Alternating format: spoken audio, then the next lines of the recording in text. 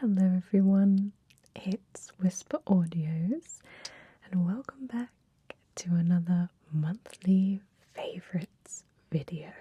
The first one of 2023. I was so proud of myself last year for consistently uploading monthly favourites videos. I'm so pleased with myself. So this year I'm going to try and replicate that success and consistently upload monthly favourites consistently. But we'll see how that goes, because this year is probably going to be really busy for me.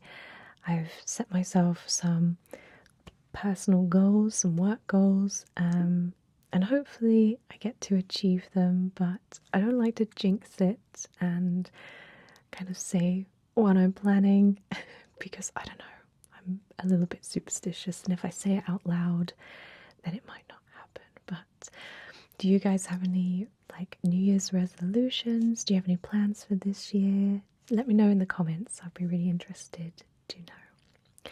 So like always, we're going to jump right in with the favourite song, which I won't play for you because obviously copyright issues.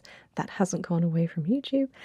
So I'm going to just tell you what the favourite song is, and it's one that you probably have heard a whole bunch of times. It's doing the rounds on TikTok at the moment, but it's a song which I listened to on TikTok and I had like a wave of nostalgia like flood over me. And I remember this song from my I think it was like early 20s sort of time. And it was one of those songs that was like always playing. You always heard it, but you never knew who the artist was. And, you know, every time I said to somebody, what's that song that goes like, do, do, do, do? I'm terrible at singing, so nobody knew what I was going on about. So when I eventually found out the artist and the song title, I couldn't stop playing it, and it's just been playing on repeat for me because it's one of those like, it's not necessarily like a feel-good song, but it has that kind of like deep, nostalgic ambience to it, and then like towards the middle end it kind of ramps up, and then it's like, it makes you feel really good. And there's a saxophone solo in it, and what song is not a banger if it hasn't got a saxophone solo in it? So the song in question is Midnight City by M83, and all of you who know that song, you can feel kind of like the retro nostalgic kind of feel of that song, which I'm all about. It's kind of like synthwavy but not, pop but not. It's kind of like an amalgamation of all different like music genres, and I'm so all about that. So I've been listening to that on repeat, and sometimes I'll play it in between filming just to like perk me up a little bit, because filming ASMR videos gets very tiring. You do sometimes kind of put yourself to sleep. At least I have on a few occasions, and sometimes you just need to like get some fresh air and wake up. So that's a really good song to do that. And of course I put the link should you want to listen to it yourself. If you have no idea what I'm talking about, then please go check it out. It's a great song. So now we move on to my favourite film or TV show. Now, a lot of you before Christmas were asking me, have you seen the new Avatar yet? And I was like, no, I haven't seen it yet. I'm going with some friends in January to see it because December was just so busy, and we really wanted to take our friends to the IMAX cinema to watch it in 3D because they had never been to an IMAX before. And I thought, if you're going to watch any film in IMAX, and especially IMAX 3D, it has to be Avatar, because obviously it's a film that's designed for IMAX. It's just an absolute feat of filmmaking. It's, well, the first one at least. And I actually watched the first one in IMAX 3D and it totally blew me away. So when I said to my friends, you have to come and watch it in IMAX, they were like, yes, but we can't do it until after Christmas. So I've only just watched it, and it again just blew me away. I remember in the first movie, when I was sitting in the cinema, I had like zero expectations for Avatar. It was like the film that was hyped so much, and I was thinking, I bet it's not going to live up to its hype. But when I sat down, I felt like I wasn't in the cinema anymore. I felt like I was in Pandora, and that feeling of wonder and amazement really stayed with me. So I was kind of bringing those expectations to the second film, and thankfully they did not disappoint. Now, I will just caveat this and say that I think I preferred the first one in terms of story and structure and, overall watching experience. Maybe that's because it was all new and I don't know, I'd never seen anything like that before. Maybe I was a little bit blindsided by maybe some of the flaws of the first film. But going into the second one, I'll get all the negative things out of the way and then I'll go into the positive. But I felt like the film was a little bit too long. It could have been at least half an hour shorter. I felt like certain moments repeated themselves. For instance, when, if you haven't seen it, like maybe skip along a little bit, when the kids were like always tied to something, like held captive, that kind of moment always, like, it repeated itself maybe 3 or 4 times, and I was like, oh no, not this again. I think one of the characters said, why am I always tied up? And then I thought, like, the scene with the I'm going to call them whales because I can't remember what their name is in the film, but these like whales, I felt like that scene kind of dragged along a little bit, where they were befriending them and swimming with them and stuff.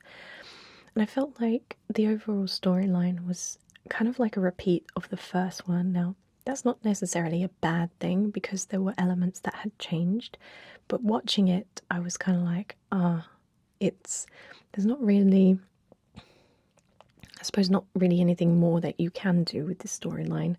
But I kind of found that a little bit, I don't know, disappointing in a way. I was kind of expecting something different. However, the whole world that is built in the second film with the water Navi was amazing. Like, I love the water. I love swimming, I love diving, I love everything to do with water, swimming in it, being around it. I love going swimming in a swimming pool. Like, my happy place is in the water.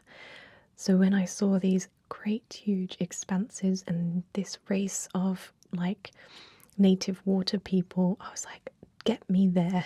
That's where I want to be. So that really swept me along and I really enjoyed it. I also really loved the whole family aspect of it. I really loved the fact that Jake Sully had got kids and like they'd grown up and they were just kind of figuring out their way in their world because obviously they're like half human, half Navi. And I really liked that. I thought that was really sweet. I thought it was really heartfelt as well. There was a scene where, I won't say who, but a character dies, and my friend, I could literally just hear her sobbing next to me. And I'm like, are you okay? And she was like, yeah, it's so emotional, isn't it? And I'm just like, yeah, I know. And I'm like absolutely dry-eyed. I'm like soulless. No, but it was really, really emotive, and a lot of really great messages in there as well about the environment, about like treating people with respect and learning from other people. So I thought that was really nice. And of course the whole experience was made like 1,000 times better watching it in IMAX in 3D. You literally felt like you were there. The graphics, I just can't imagine how they did that. the mocap on the actors' faces. Sometimes you get really bad CGI, and you really always notice it in the mouth where the characters are talking. You can just see that it's CGI, but the characters, you have like unflinching close-ups of these characters, and they're perfect. It was as if they were right in front of you. It's more than perfect, it's more than lifelike. It was amazing. And now water is really, really hard to animate, to get that right and looking right. I don't know how they did it. It boggles my mind. Every single interaction with water, how these like creatures swam through the water, it was flawless. Like, never have I seen a movie that matches the technical achievements of this film. It blew my mind. So even if you didn't really like the Avatar films, I think just go to see this for the technical achievement of the film. It will blow you away, seriously. So Avatar is my favourite film for this month. So now we move on to my favourite ASMR artist. Now, technically, this person is not an ASMR artist, but he has been hailed as like the new Bob Ross, the new Curtis Romp, the new unintentional king of ASMR. Now, you may have seen me share his videos in one or two community posts because he's actually incredibly helpful to me personally when I am researching all my medical role plays. For the simple reason that when you're researching how to do a cranial nerve exam, it's all well and good reading from like steps, but to actually watch somebody do it professionally in real life and actually explain fully what they're doing and why they're doing it, and watching the technique as well, that's just so invaluable. So when I was researching, I think it was like a cardiology exam, I stumbled across this channel and I was so surprised because I ended up staying to watch like the ASMR, even though it's not ASMR. I stayed because I felt relaxed watching this YouTuber. So his name is Dr. James Gill, and he's a professional doctor, and he posts videos online to help students study and learn various aspects of what it takes to be a doctor. He has the most soothing voice, he has the most calming demeanour, and also he's just very, very helpful when it comes to planning my own medical videos. So I'm going to find one of my favourite videos of his and show you. I actually need to have a look at the back. Would that be okay? Yeah. So I'm going to shine the light directly in your eye, but I'm going to have to come quite close to do that. Okay. So I'm going to take these off. Get that to 10 where I can focus it. Okay. So if you just keep looking straight ahead for me. Okay, and if you could look up, please. And if you could look down. Okay, and look to the left.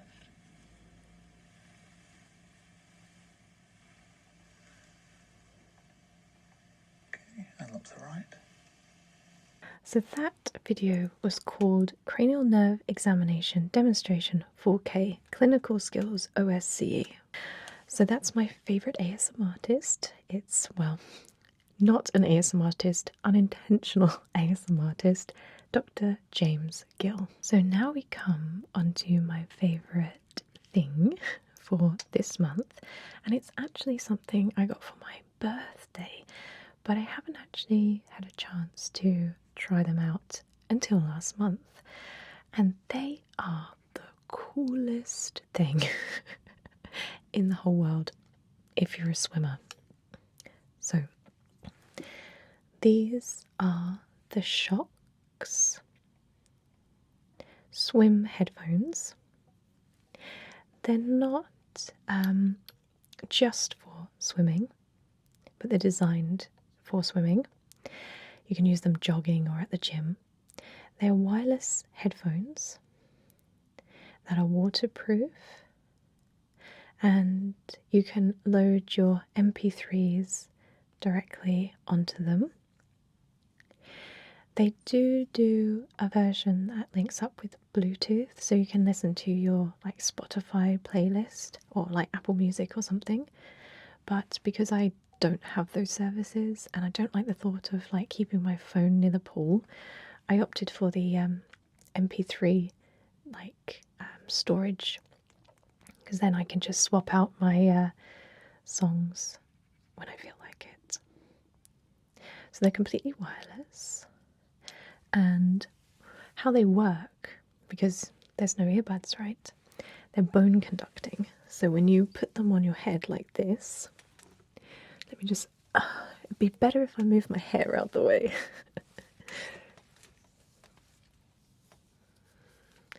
So when you put them on your head, they sit just in front of your ear like this, and the sound vibrates on this like little bone here, which allows you to hear the music as if the earbuds were in your ear.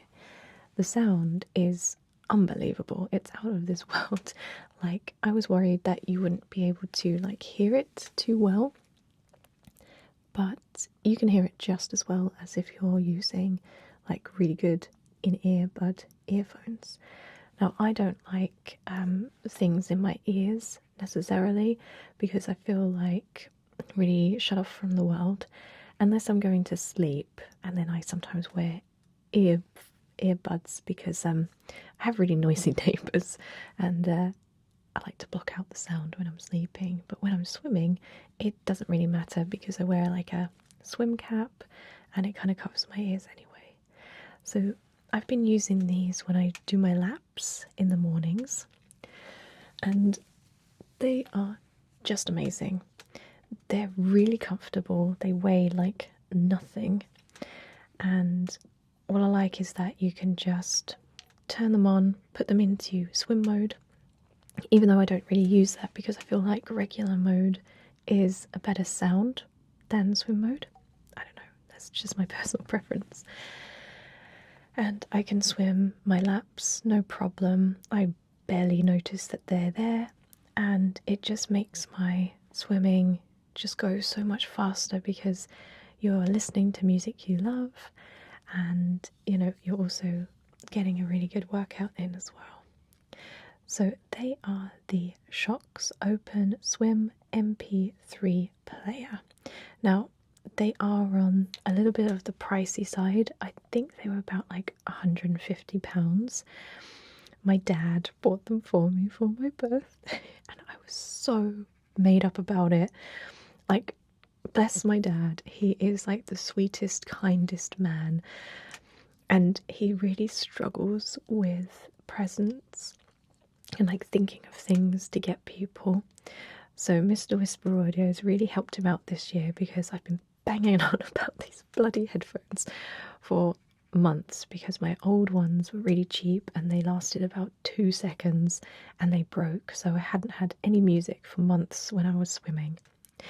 So when I got these from my dad, not only were they like the perfect gift, but the fact that, you know, he'd gone out and bought them for me, and you know, it was, I don't know, it was really sweet. So not only are they great, they mean a lot to me as well. So now we move on to my favourite cosmetic, and this was part of the Batman haul.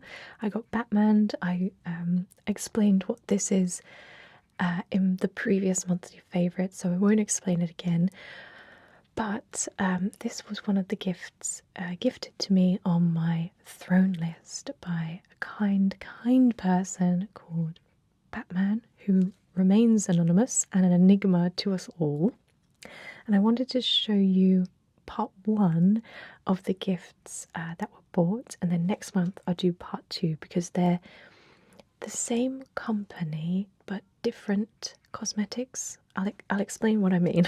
So the company is called Sol de Janeiro, and they do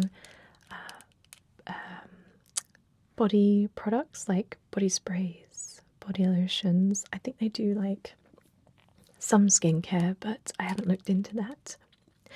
but I really love anything that smells tropical, like you're sitting on a beach with a pina colada. That's just the scent that makes me happy, and I feel like it suits me.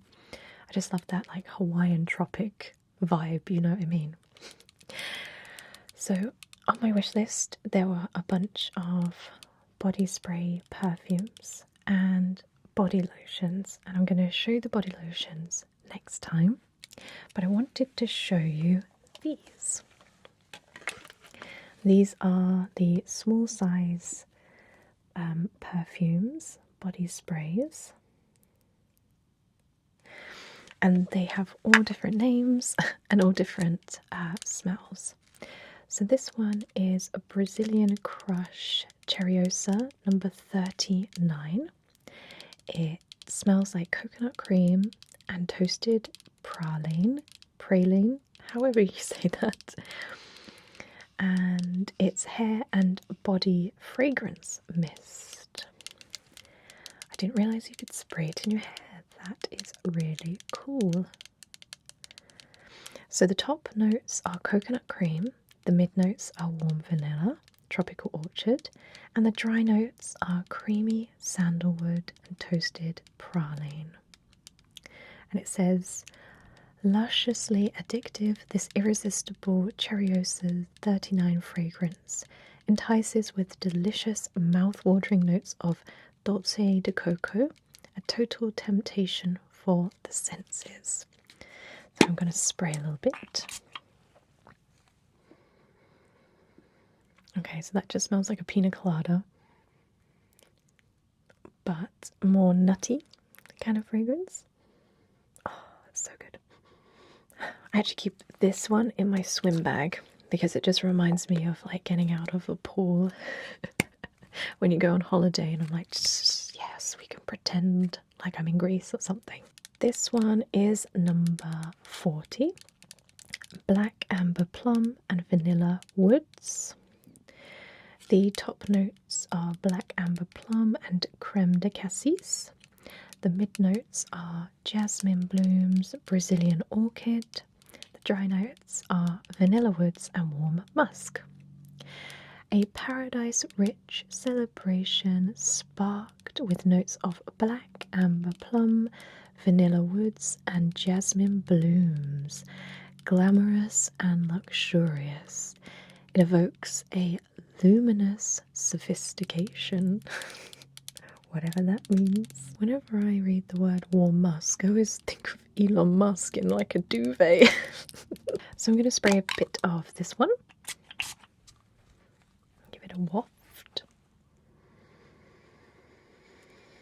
So that's a definite softer, fruitier smell. But like kind of like a fresh, fruity, floral, but with a hint of musk. That's really nice. The next one is number 62, Pistachio and Salted Caramel. Top notes are pistachio and almond. The mid tones are heliotrope and jasmine petals. Dry notes are vanilla, salted caramel, and sandalwood. In Brazil, being a Cheriosa means always smelling incredibly irresistible. That's so cool. It's a way of life and a way of loving life. Cheriosa 62 brings this delicious wish to life with an addictive notes of pistachio and salted caramel. Oh, I haven't actually smelt this one yet, so let's give it a whirl. And a waft. Oh, that smells so good. It has more of a, I feel like it has more of like a masculine scent to it, but there's like a fruity juiciness to it. Definitely more deeper smell than the rest, but that's really nice. Oh, so good. And the last one is number 68, Brazilian Jasmine and Pink Dragon Fruit. Top notes are pink dragon fruit, lychee essence, Midtones are Brazilian jasmine, ocean air, hibiscus. Dry notes are sheer vanilla and sun musk.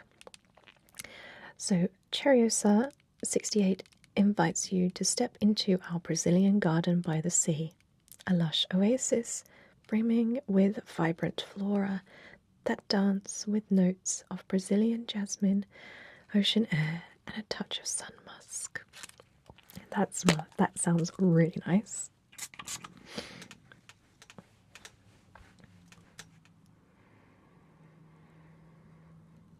Oh, that's taken me down memory lane. That smells like something from my childhood. I think one of my aunts or family members used to wear something similar to this.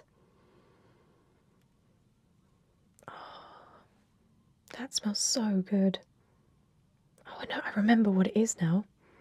It was a perfume I wore when I was about 14 years old. I can't even remember what that perfume was called, but oh my god. I'm having like waves of nostalgia right now. So that's like more like a powdery kind of smell, but very floral. But there's like an undertone of something I can't quite place. Oh, I really like that one. So good. Actually, I might spritz myself with it. Oh, yes. So they are my favourite cosmetic of this month. And next month I will be showing you the body lotion versions because each scent comes with its own complete range of products like body lotions and I think like scrubs and things like that. So watch out for that next month. So now we come on to my favourite book for this month. Now I teased this a little bit last month because it was the book I was reading currently, but I hadn't finished it. But I have now, and I want to share with you this absolute masterpiece of a book. So much so, it has gone into my top 5 books of all time, and currently there are like 3 books already in there. I am really, really fussy, and it has been a long time since a book has captured me like this and really sung to my soul and really affected me. It was so moving. Now, this book didn't belong to me.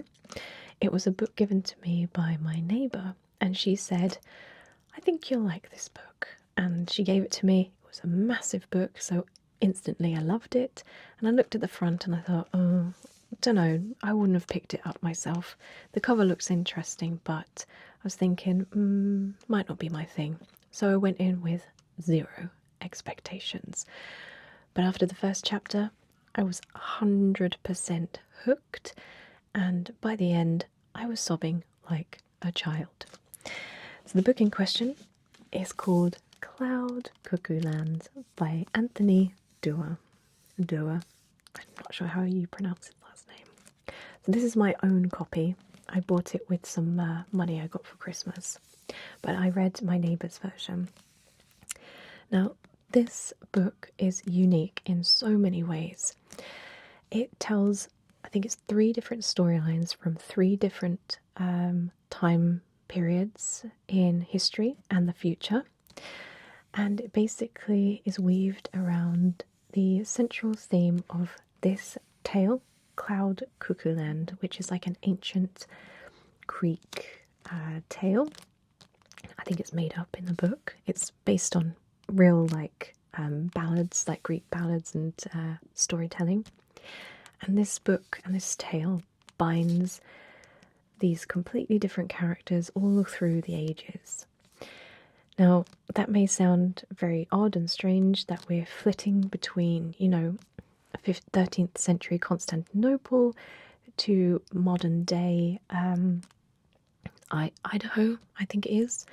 And then we go forward to the future, like hundreds of years, to like a generation ship that is hurtling through space to colonize a planet that's like Earth. because the Earth has, like, you know, died.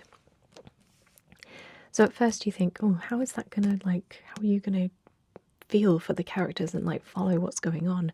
But you just do. The way in which he writes really puts you there.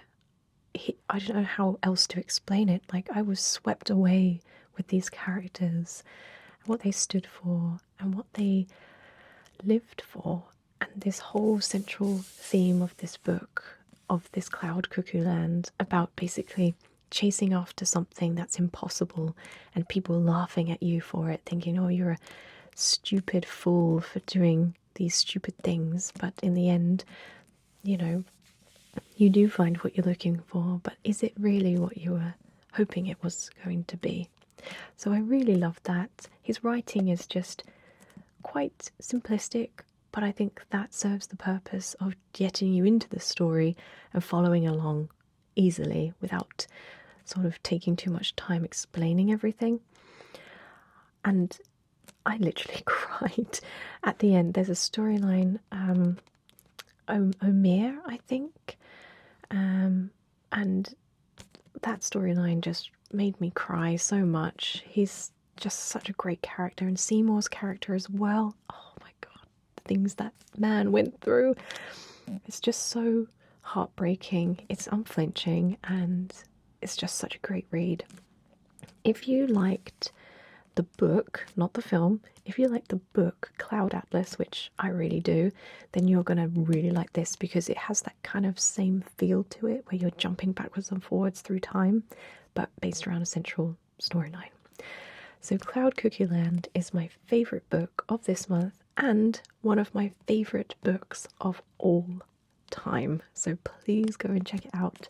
You won't be disappointed. So that brings us to the end of January's monthly favourites. I hope you have enjoyed me rambling on, as always.